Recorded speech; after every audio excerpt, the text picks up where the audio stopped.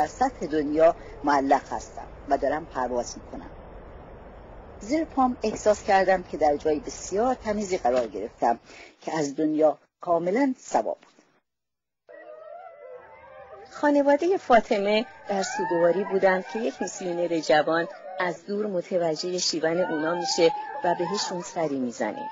از دور منظره شیون رو دیدم و در یک آن خدا به هم گفت من امروز از طریق تو یه مرده رو زنده میکنم. میسیونر شروع میکنه به دعا کردن و همه زنها متحیر بودن که چرا این مرد مسیحی داره برای جسد مرده دعا میکنه.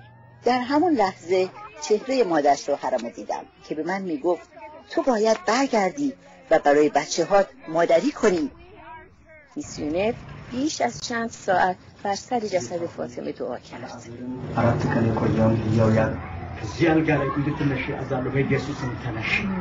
دعا میکردم که فاطمه از مرگ بلند شو و برخیز، که ناگهان فاطمه بلند شد و نشست.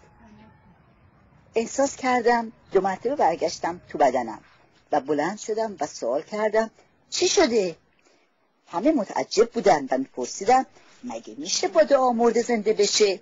اگه این حقیقت داشته باشه تا دیر نشده ما هم باید مسیحی بشیم.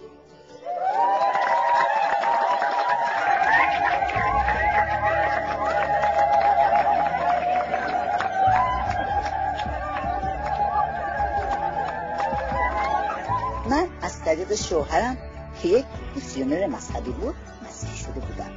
پس تمام خانواده من که مسلمان بودن شروع کردن به آهنگ خوندن و شادی کردن که خدای تو عجب خدای عظیم و بزرگیه.